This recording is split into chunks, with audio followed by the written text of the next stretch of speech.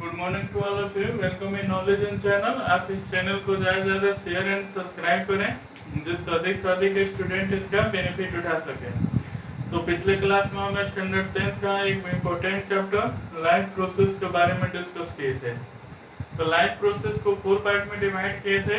First nutrition, second respiration, third transportation और fourth excretion. Nutrition का मतलब हम कैसे फूड को ले रहे हैं, उसको डाइजेस्ट कैसे कर रहे हैं। रेस्पिरेशन का मतलब उस डाइजेस्टेड फूड से हम एनर्जी को कैसे ऑब्टेन कर रहे हैं। ट्रांसपोर्टेशन का मतलब कि उसमें कोई भी न्यूट्रिएंट प्रेजेंट है उसको डिफरेंट पार्ट में कैसे पहुंचाया जाएगा। और एक्सक्रीशन का मतलब कि जो न्यूट्रिएंट ऑब्जर्व हो जा रहे हैं उसके बाद जो अनडाइजेस्टेड फूड है उसको बॉडी से आउट कैसे किया जाएगा।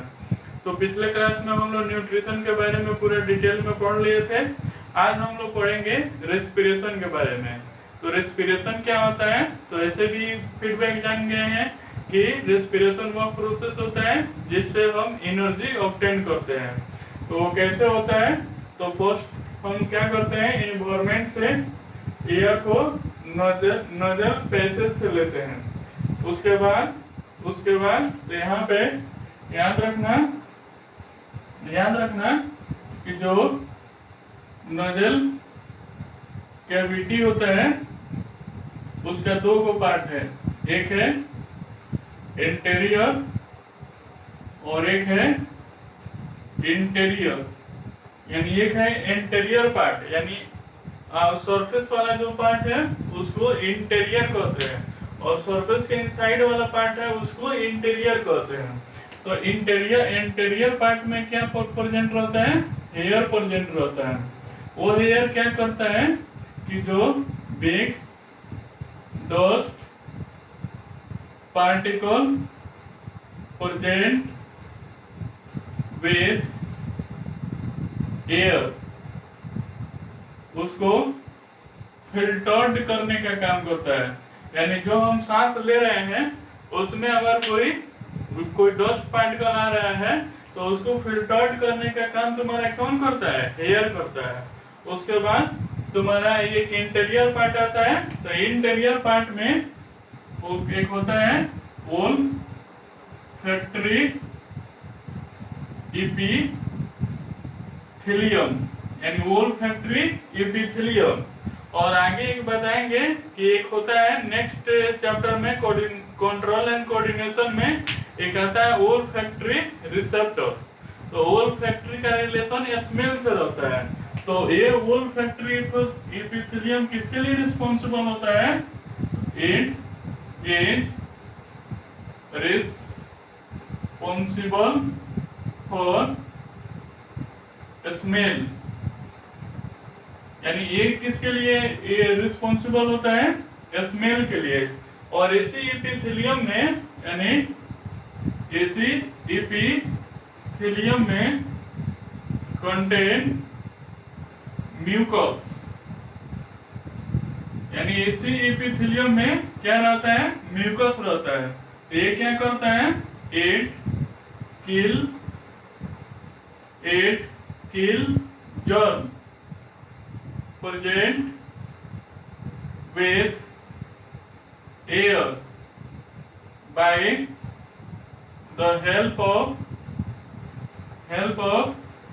lysosomes। यानी यहाँ पे ये जो होता है वो उसमें जो लाइसोजाइम, यानी इसमें क्या करता है, लाइसोजाइम। यानी इसका क्या फंक्शन होता है, तो जो यहाँ पे हम एयर ले रहे हैं उसमें क्या होगा, बहुत छोटे छोटे बैक्टीरिया प्रेजेंट होंगे जो हमारे हेल्थ के लिए क्या होंगे, हार्मफुल होंगे। तो इसी एपिथेलियम में एक सब्सटेंस रहता है जिसको के नाम क्या है, म्यूकस है। तो म्यूकस क्या करता है कि वो जो जर्म प्रेजेंट है उसको मारने का काम करता है। और म्यूकस क्या रिलीज करके मारता है, तो लाइसोजाइम रिलीज करके मारता है। तो यहाँ पे याद रखना है कि फर्स्ट है नोजल कैविटी, जिसे फर्स्ट स्टेप नोजल कैविटी से एयर एंटर करता है। तो नोजल कैविटी का दो पार्ट है, एक इंटीरियर और एक इंटीरियर। तो इंटीरियर जो होता है वो सरफेस वाला पार्ट है, तो सरफेस पे क्या रहता है, हेयर प्रेजेंट रहता है।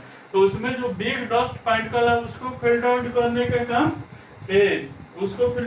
का काम हेयर करता है। और इंटीरियर में दो चीज प्रेजेंट रहता है, एक ओल्फैक्टरी एपिथेलियम। तो ओल्फैक्टरी एपिथेलियम किसके लिए रिस्पांसिबल होता है, स्मेल के लिए। और यहाँ पे उसी एपिथेलियम में म्यूकस रहता है जो उस एयर में जो जर्म प्रेजेंट है उसको मारने का काम करता है। और किसके हेल्प से मारता है, तो लाइसोजाइम के द्वारा मारता है। उसके बाद एयर कहाँ पे आता है, फेरिंग्स पे, यानी फेरिंग्स क्या होता है, common passage of food pipe and wind pipe, यानी जहां पे फूड पाइप और विंड पाइप दोनों मिलके एक कॉमन पैसेज का फॉर्मेशन करता है, उसी को हम क्या कहते हैं, फेरिंग्स कहते हैं। उसके बाद आता है लेरिंग्स, जिसको हम वॉइस बॉक्स भी कहते हैं। वो किसके लिए रिस्पॉन्सिबल होता है, तो साउंड प्रोडक्शन के लिए रिस्पॉन्सिबल होता है। और इसमें याद रखना कि वॉइस बॉक्स में नोट में कि the size of larynx in man is big, यानी लेरिंग्स का जो साइज होता है वो मैन में तुम्हारा क्या होता है, यानी यही तुम्हारा क्या है, लेरिंग्स है, तो मैन में तुम्हारा क्या होता है, बिग होता है।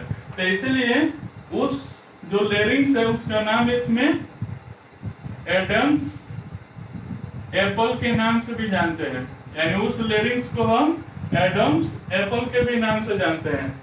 उसके बाद तुम्हारा क्या आता है, ट्रेचिया आता है।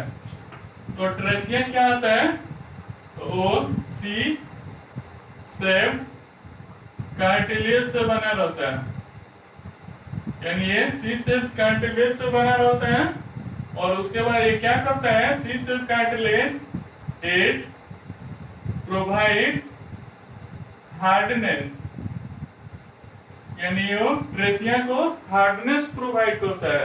और ये सी शेप्ड कार्टिलेज क्या करता है, it protect windpipe by overlaps या बाय कोलैप्स।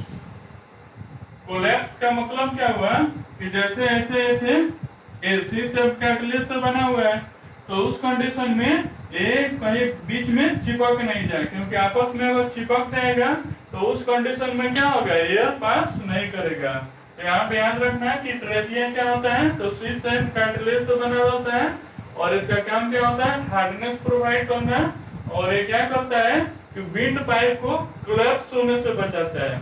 उसके बाद जब ये यहाँ पे आता है तो ये दो पार्ट में डिवाइड होता है, तो उस पार्ट को हम क्या कहते हैं, ब्रोंची कहते हैं। और ब्रोंची जब जाता है तो भी सब ग्रुप में, यानी वो डिफरेंट पार्ट में डिवाइड करता है, तो उसको हम क्या कहते हैं, ब्रोंचियोल कहते हैं। अब एयर तुम्हारा कहाँ पे आ गया, ब्रोंचियोल पे। और ब्रोंचियोल के एंड पे, यानी at the end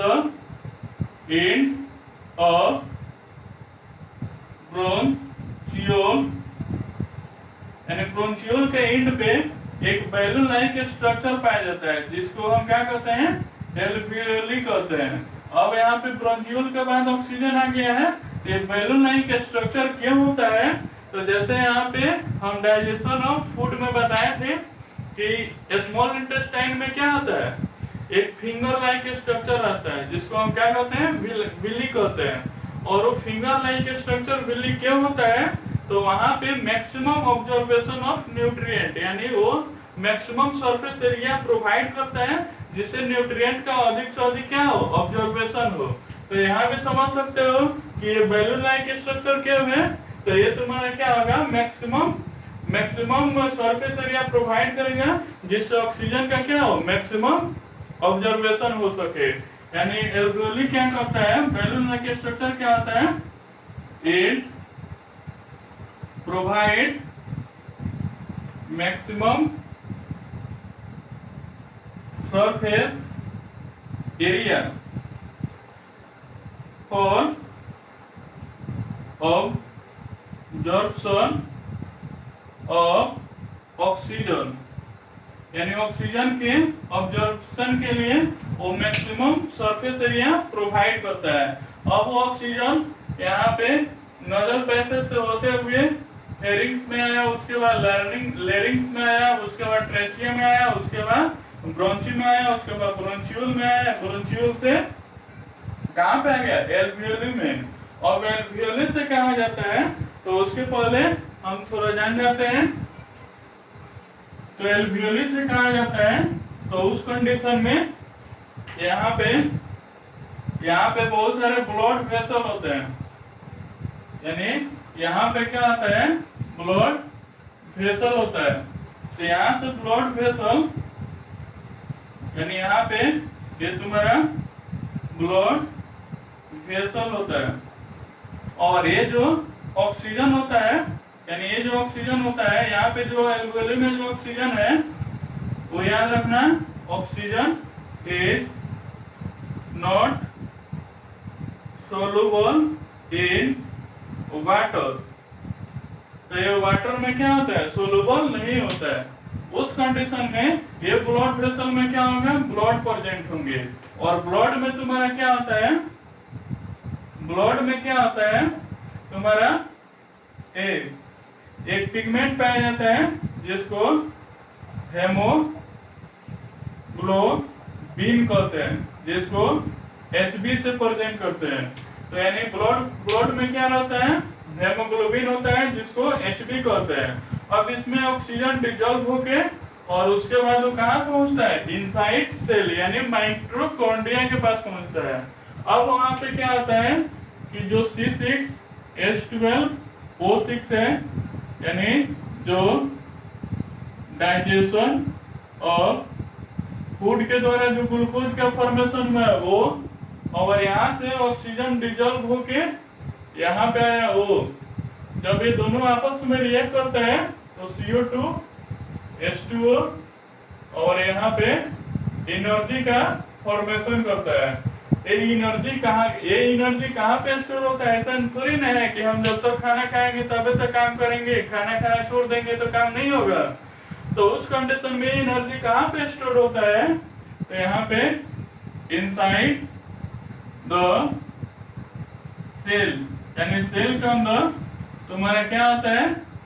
ADP present होता है। एडीपी क्या होता है?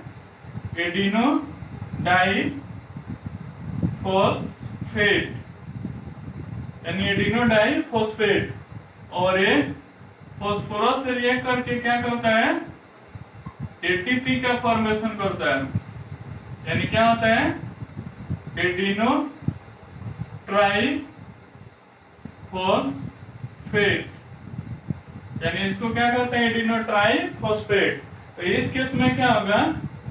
इन दिस केस यहाँ पे क्या होगा कि जो फॉस्फोरस है, यहाँ पे जो फॉस्फोरस है एडिनो डाई फॉस्फेट, यानी यहाँ पे मान लो अगर ये कोई सेल है जिसमें एडिनो डाई फॉस्फेट है, यानी दो को फॉस्फोरस जुड़ा हुआ है, और उस कंडीशन में ये एटमॉस्फेयर वाला फॉस्फोरस है। अब उस कंडीशन में क्या करता है? ये दोनों मिलके तब ना एडिनो ट्राई फॉस्फेट का फॉर्मेशन करेगा। तो उस कंडीशन में ये क्या होगा?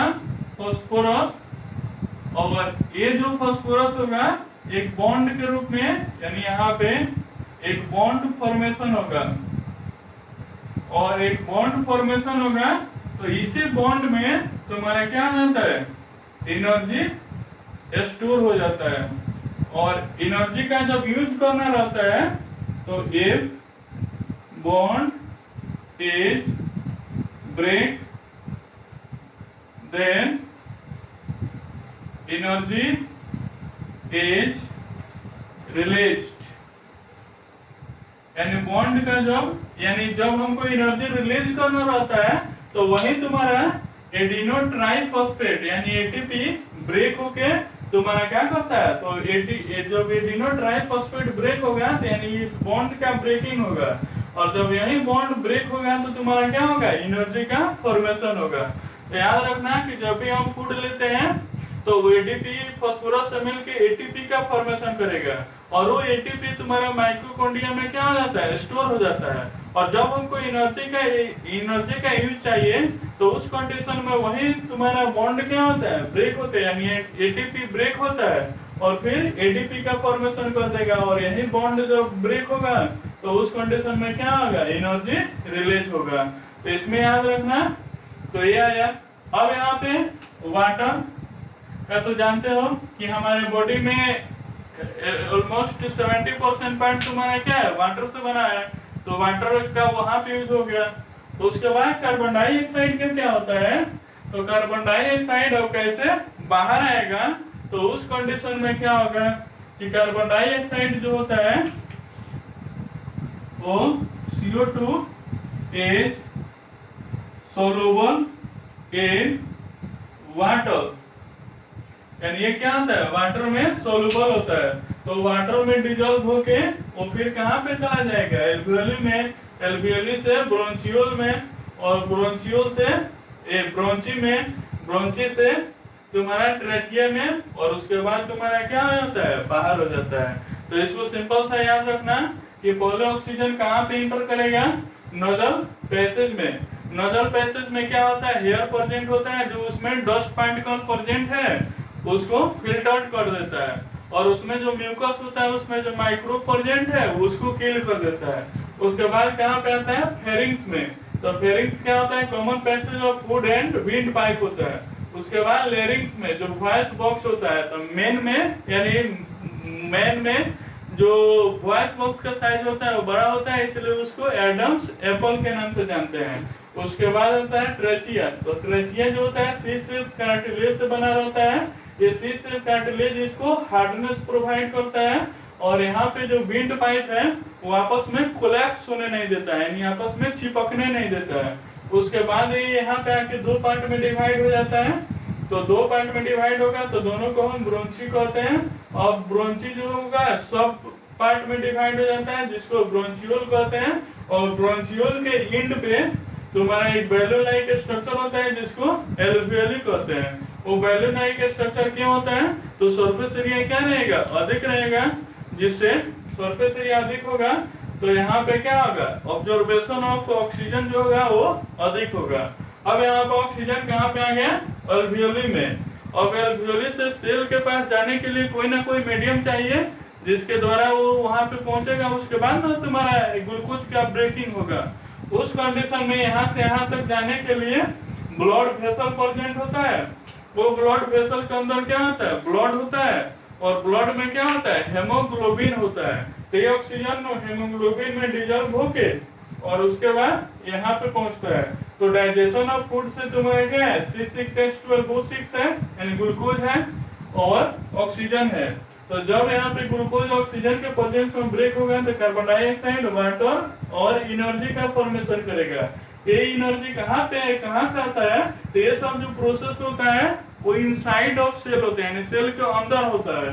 तो ये सेल के अंदर होता है, तो सेल के अंदर क्या होता है, एडीपी प्रेजेंट होता है, और एडीपी जब फास्फोरस से मिलता है तो एटीपी का फॉर्मेशन करता है। तो जो एडीपी फास्फोरस से मिलता है तो एटीपी का फॉर्मेशन किया, तो एटीपी के फॉर्मेशन में एक बॉन्ड का फॉर्मेशन होता है, यानी एक बॉन्ड से ये फास्फोरस इससे लिंक होता है। तो इसी बॉन्ड में ये एनर्जी क्या हो जाता है, स्टोर हो जाता है। तो जब हम फूड खाते हैं, यानी जब हम फूड लेते हैं तो एनर्जी क्या हो गया, स्टोर हो गया। और जब यही बॉन्ड तुम्हारा क्या होगा, ब्रेक होगा, तो तुम्हारा क्या होगा, एनर्जी रिलीज होगा। तो ये प्रोसेस तुम्हारा क्या हो गया, रेस्पिरेशन हो गया। तो यहाँ पे याद रखना, नोट में के ट्रांसपोर्ट ऑफ ऑक्सीजन क्या है, तो हेमोग्लोबिन है। और उसी तरह यहाँ पे ट्रांसपोर्ट ऑफ कार्बन डाइऑक्साइड क्या होता है, यानी वो किस प्रोसेस के द्वारा आता है, तो हाई कॉन्सेंट्रेशन से लो कॉन्सेंट्रेशन में आ रहा है, तो वो प्रोसेस जो होता है डिफ्यूजन प्रोसेस के द्वारा कार्बन डाइऑक्साइड का ट्रांसपोर्ट होता है। तो याद रखना कि ट्रांसपोर्ट ऑफ ऑक्सीजन हेमोग्लोबिन के द्वारा होता है और ट्रांसपोर्ट ऑफ कार्बन डाइऑक्साइड तुम्हारा क्या होता है, डिफ्यूजन प्रोसेस के द्वारा होता है। अब इसमें कुछ राइटिंग सेक्शन है, उसको लिख लेते हैं। इसको फिगर के द्वारा एक बार अपने से प्रैक्टिस कर लेना। अब इसका राइटिंग सेक्शन पे ध्यान देते हैं। तो उस कंडीशन में क्या होता है, यहाँ पे रेस पी रेशन क्या होता है, तो यहाँ पे याद रखना it is a biological process in which organic compound break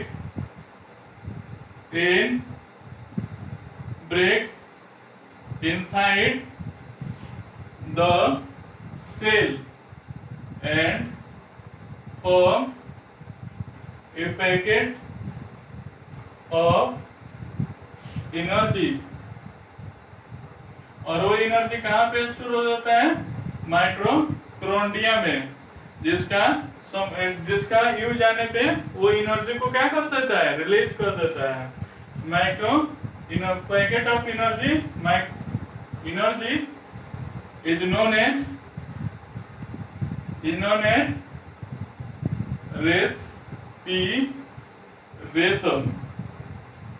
as respiration. अब यहाँ पे जो रेस्पिरेशन होता है वो दो टाइप का होता है। एक होता है एक्सटर्नल रेस्पिरेशन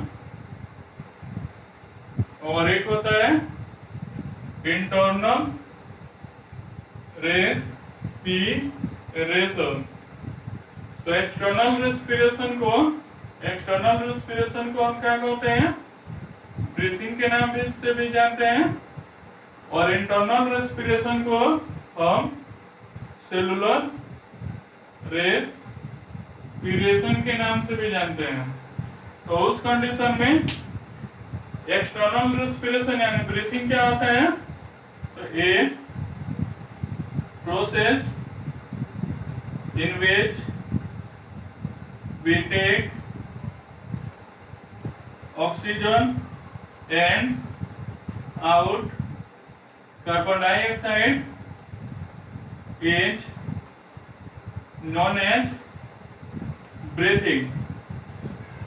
यानी वह प्रोसेस जिसमें हम क्या करते हैं, ऑक्सीजन को लेते हैं और कार्बन डाइऑक्साइड को आउट करते हैं, उसको हम क्या कहते हैं, ब्रीथिंग कहते हैं। इसमें एक क्वेश्चन याद रखना कि जैसे हम जितने अमाउंट में ऑक्सीजन लेते हैं उतने अमाउंट में कार्बन डाइऑक्साइड रिलीज नहीं करते हैं। हम जितना अमाउंट में ऑक्सीजन लेते हैं उसका 1/3 पार्ट जो होता है हम कार्बन डाइऑक्साइड रिलीज करते हैं। यानी यहाँ पे अगर 300 ml हम ऑक्सीजन लिए तो 100 ml तुम्हारा क्या होगा, कार्बन डाइऑक्साइड होगा। यानी जितना अमाउंट में हम ऑक्सीजन ले रहे हैं उसको 3 बार एक्सहेल करेंगे तो उस कंडीशन में क्या होगा, कार्बन डाइऑक्साइड निकलेगा। उसके बाद एक और चीज याद रखना कि उसमें छूट गया था कि एक था हार्ट और एक था डायफ्राग्राम, जो सबसे नीचे जो बॉटम वाला पार्ट है। तो डायफ्राग्राम क्या करता है कि चेस्ट को अप और डाउन करने का काम करता है। यानी एक मस्कुलर ऑर्गन होता है जो चेस्ट को अप और डाउन करता है। अप कैसे होता है, जब हम सांस यानी जब हम एयर को टेक करते हैं तो सरफेस एरिया क्या होगा, इंक्रीज करेगा। तो उस कंडीशन में जैसे हम सांस लेते हैं तो तुम्हारा क्या होता है, चेस्ट अप जाता है। लेकिन जब हम यहाँ पे सांस को छोड़ते हैं यानी कार्बन डाइऑक्साइड आउट करते हैं तो सरफेस एरिया क्या होगा, डिक्रीज होगा। तो उस कंडीशन में क्या होगा, चेस्ट हमारा डाउन होगा। तो चेस्ट को अप और डाउन करने का काम कौन करता है, डायफ्राग्राम करता है। और यहाँ पे हम जितने अमाउंट में ऑक्सीजन ले रहे हैं उसका 1/3 पार्ट तुम्हारा क्या होता है, कार्बन डाइऑक्साइड रिलीज करते हैं। तो याद रखना कि एक्सटर्नल रेस्पिरेशन कौन सा है, ब्रीथिंग है। तो ब्रीथिंग में क्या होता है कि वह प्रोसेस होता है जिसमें हम केवल ऑक्सीजन को लेते हैं और कार्बन डाइऑक्साइड छोड़ते हैं। तो ये जो प्रोसेस है हमारे बॉडी के क्या है, आउटसाइड है, इसलिए इसको हम किस में रखते हैं, एक्सटर्नल रेस्पिरेशन में। इंटरनल रेस्पिरेशन में क्या आता है कि ये process in which respiratory substance break inside our body, inside our body is known as cellular respiration। यानी जो रेस्पिरेटरी सबस्टेंस है, रेस्पिरेटरी सबस्टेंस का मतलब ग्लूकोज है, वो हमारे इनसाइड ऑफ सेल यानी बॉडी के इनसाइड सेल में जो इसका ब्रेकिंग होता है तो उसी को हम क्या कहते हैं, सेलुलर रेस्पिरेशन। तो याद रखना कि ब्रीथिंग क्या है, एक्सटर्नल प्रोसेस है, रेस्पिरेशन क्या है, इंटरनल प्रोसेस। ब्रीथिंग में क्या होता है, कोई एनर्जी रिलीज नहीं होता है, और इसमें तुम्हारा क्या होता है, एनर्जी रिलीज करता है। उसके बाद जो सेलुलर रेस्पिरेशन है वो जनरली दो टाइप का होता है, यानी सेलुलर रेस्पिरेशन दो टाइप का होता है। एक होता है एरोबिक रेस्पिरेशन और एक होता है एनारोबिक रेस्पिरेशन। यानी एक होता है एरोबिक रेस्पिरेशन और एक होता है एनारोबिक रेस्पिरेशन। एरोबिक का रेस्पिरेशन का मतलब, एरोबिक मतलब एयर और रेस्पिरेशन का मतलब फूड का यानी ग्लूकोज का ब्रेक डाउन। तो अगर ऑर्गेनिक सबस्टेंस ऑक्सीजन के प्रेजेंस में ब्रेक होता है तो उसको हम एरोबिक रेस्पिरेशन कहते हैं।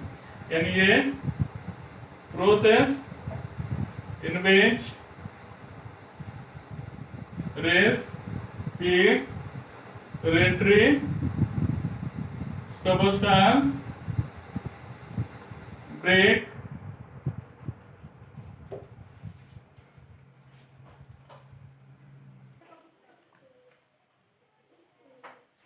तो यहाँ पे सेलुलर रेस्पिरेशन का मतलब क्या होता है, तो ये process in which respiratory substance break in presence of oxygen. यानी ऑक्सीजन के प्रेजेंस में अगर वो सबस्टेंस ब्रेक होगा उसको हम क्या कहते हैं, एरोबिक रेस्पिरेशन। और ये जो प्रोसेस होता है वो इनसाइड ऑफ सेल होता है, और कहाँ पे होता है, तो माइटोकॉन्ड्रिया में होता है। तो उस कंडीशन में जो C6H12O6 है, यानी यहाँ पे ये क्या है, ग्लूकोज है। अब यहाँ पे ऑक्सीजन के प्रेजेंस में जब ब्रेक करेगा तो CO2 H2O और प्लस एनर्जी कहाँ पे स्टोर हो जाता है, तो माइटोकॉन्ड्रिया में। एनारोबिक का क्या मतलब होता है, तो वहां पे ऑक्सीजन प्रेजेंट नहीं होता है। तो ये क्या हो गया, a process in which respiratory substance break in absence of oxygen. यानी ये जो होता है ऑब्सेंस ऑफ ऑक्सीजन में ब्रेक होता है। अब ऑब्सेंस ऑफ ऑक्सीजन में कैसे ब्रेक होता है, तो इसमें दो टाइप का होता है। एक होता है इन लैक ऑफ ऑक्सीजन और एक होता है इन ऑब्सेंस ऑफ ऑक्सीजन। और एक में क्या होता है कि ऑक्सीजन थोड़ा बहुत रहता है, यानी ऑक्सीजन वहां पे रहता है लेकिन उसका अमाउंट क्या होता है, बहुत कम होता है। और एक में ऑक्सीजन नहीं रहता है। तो जब लैक ऑफ ऑक्सीजन होगा तो इसका फॉर्मेशन कहाँ पे होता है, मसल में रहता है। तो ये कैसे होगा कि जैसे यहाँ पे C6H12O6 जब यहाँ पे ब्रेक करेगा, ये ब्रेक करेगा ये साइटोप्लाज्म में एक एंजाइम होता है, उसके प्रेजेंस में तो ये क्या करेगा, पायरुवेट या इसी को पायरुविक एसिड के नाम से जानते हैं, और प्लस एनर्जी जिसको हम एक और नाम से जानते हैं लैक्टिक एसिड। तो इसका फॉर्मेशन कब होता है कि जब हम देखते हैं कि कोई भी फिजिकल वर्क करते हैं, जैसे हम बहुत तेजी से दौड़ते हैं या तो उस कंडीशन में क्या होता है, हमारे मसल में पेन होता है, तो वहां पे कौन सा रेस्पिरेशन होता है, एनारोबिक रेस्पिरेशन। और वहां पे वो पेन किसके वजह से आया है, तो जो यहाँ पे लैक्टिक एसिड या पायरुवेट या पायरुविक एसिड का फॉर्मेशन हुआ है, उसके कारण आता है। इन ऑब्सेंस ऑफ ऑक्सीजन का मीनिंग क्या हुआ कि इसका फॉर्मेशन जो होगा ईस्ट के प्रेजेंस में होता है। तो उस कंडीशन में कि जैसे यहाँ पे C6H12O6 है, और जब यहाँ पे ऑक्सीजन प्रेजेंट नहीं रहेगा ईस्ट के प्रेजेंस में, ये क्या होता है CO2H2O और प्लस एनर्जी CO2 नहीं C2H5OH, यानी ये तुम्हारा क्या होता है, इथेनॉल होता है, जिसका यूज लोग क्या करते हैं, ड्रिंकिंग पर्पस में करते हैं। तो उस कंडीशन में ड्रिंकिंग पर्पस या मेडिसिन पर्पस में होता है।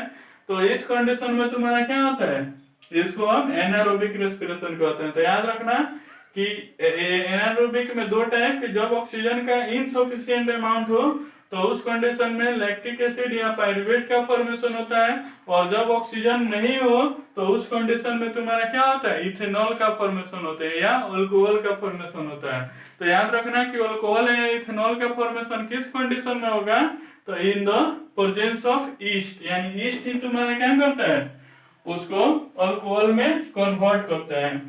और नेक्स्ट है, इसमें नेक्स्ट पढ़ना है हमको ए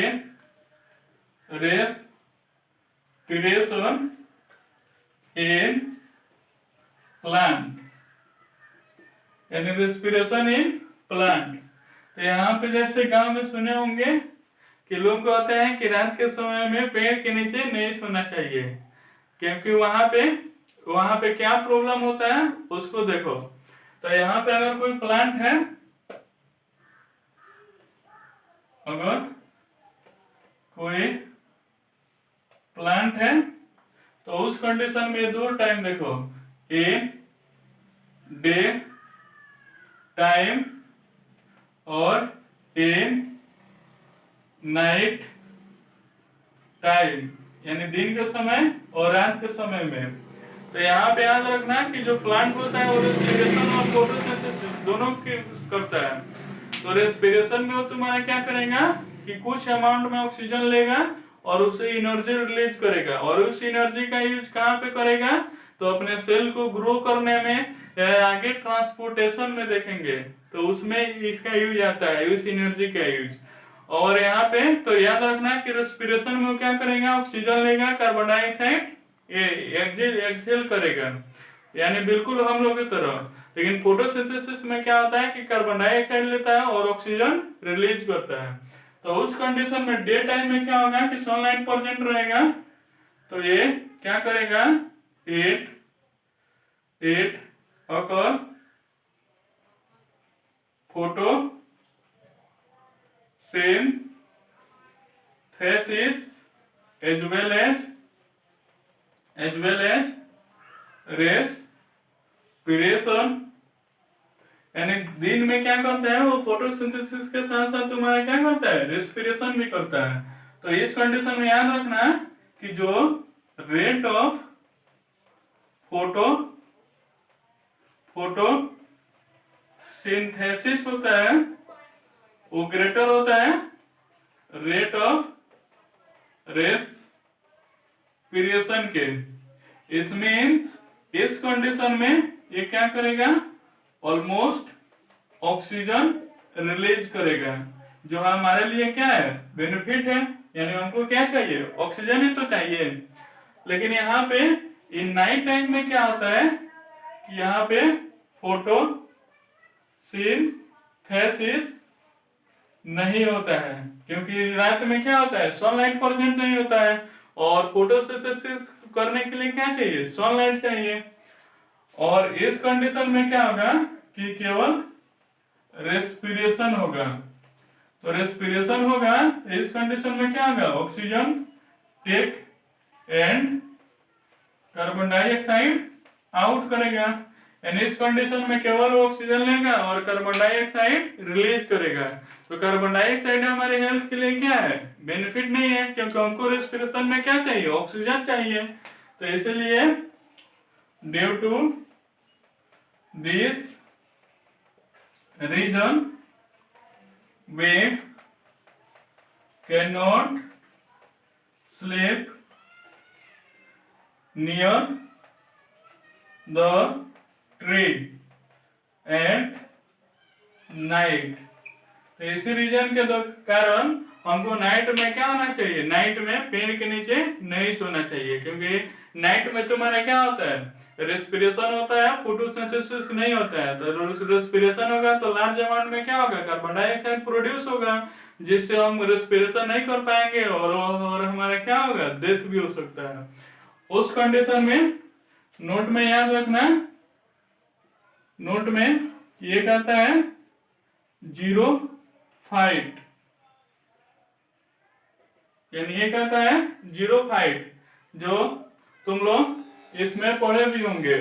यानी एक चैप्टर टॉपिक आता है जीरो फाइट, जिसको तुम लोग बायोलॉजी 9th क्लास के बायोलॉजी में डाइवर्सिटी इन लिविंग ऑर्गेनिज्म पढ़ोगे। तो जीरो फाइट क्या होता है, ये plant that live in desert area is known as zero fight.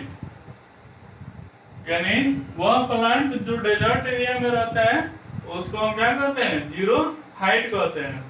तो जो डेजर्ट एरिया में प्लांट होते हैं वो क्या होता है, इसमें जो एक्सचेंज और गैस है वो किसके द्वारा लेता है, तो स्टोमेटल पोर के द्वारा लेता है। यानी उसमें स्टोमेटल पोर होता है जिसे एक्सचेंज ऑफ गैस करता है। उस कंडीशन में क्या होता है, इस स्टोमेटल पोर को इन डे टाइम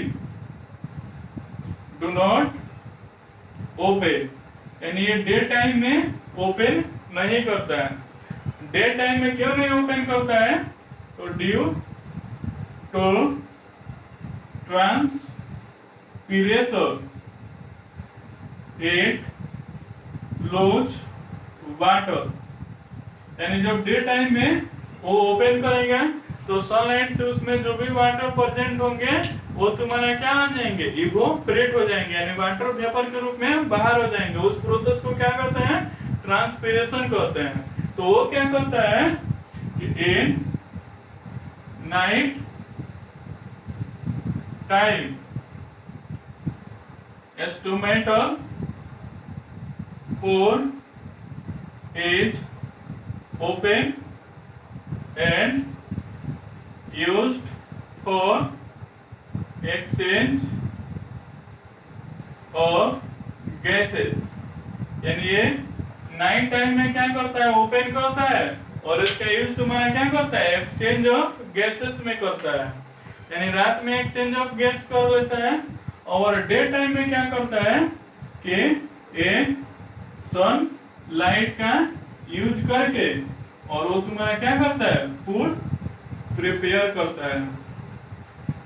यानी याद रखना कि फूड प्रिपरेशन का काम वो किसमें करता है, तो दिन में, और नाइट में तुम्हारा क्या करता है, एक्सचेंज ऑफ गैस का काम। एक्सचेंज ऑफ गैस दिन में क्यों नहीं करता है, तो दिन में सनलाइट प्रेजेंट होगा तो उसमें जो भी वाटर प्रेजेंट होंगे वो वेपर के रूप में क्या आ जाएगा, बाहर हो जाएगा। इसलिए वो दिन में ओपन नहीं करता है, उसको रात में ओपन करता है। तो इसमें पूछता है कि why xerophytic plant does not exchange gas in day time. Day time में वो एक्सचेंज ऑफ गैस क्यों नहीं करते हैं? तो यहाँ पे ड्यू टू ट्रांसपिरेशन वाटर को क्या करेंगे, लूज कर देंगे। तो उस कंडीशन में क्या होगा, उनको फूड बनाने में क्या होगा, प्रॉब्लम होगा। तो इसलिए वो दिन में क्या करता है, दिन में क्या करता है कि सनलाइट की यूज करके फूड प्रिपेयर करता है, और नाइट में जो होता है एक्सचेंज ऑफ गैस करता है। और उसके बाद सेकेंड नंबर में याद रखना कि the rate of breathing in aquatic animal is high than terrestrial animal। यानी जो यहाँ पे जो अर्थ पे रह रहे हैं उसका ब्रीथिंग, और जो वाटर में रह रहे हैं उसके ब्रीथिंग, तो वाटर में जो रह रहे हैं उसका ब्रीथिंग अधिक होता है जमीन पे रहने वाले से। इसका रीजन क्या होता है, तो अभी बताए थे कि ऑक्सीजन क्या होता है, लेस सॉल्युबल इन वाटर होता है, तो उसका ट्रांसपोर्ट किस में होता है, हेमोग्लोबिन के द्वारा होता है। तो यहाँ पे तुम्हारा क्या होगा कि due to percentage of oxygen in water is less, यानी जो लेस, यानी वाटर में जो परसेंटेज ऑफ ऑक्सीजन है वो तुम्हारा क्या होता है, लेस होता है।